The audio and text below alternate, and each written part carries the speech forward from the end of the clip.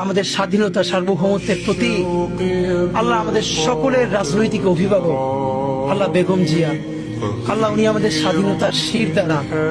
আল্লাহ আমরা যখন বুঝতাম না পুরো বাংলাদেশে একজন মানুষ যদি স্বাধীনতার পক্ষে আল্লাহ মেরুদণ্ড সোজা করে দাঁড়িয়েছিলেন উনি আমাদের বেগম জিয়া। আল্লাহ উনি চরম অসুস্থ অবস্থায় আছেন।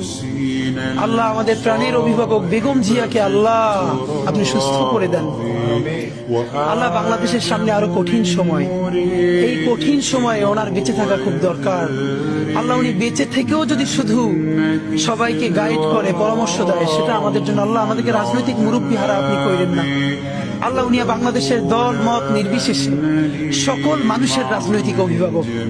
আল্লাহ উনি আমাদের স্বাধীনতা সার্বভৌমত্বের অভিভাবক।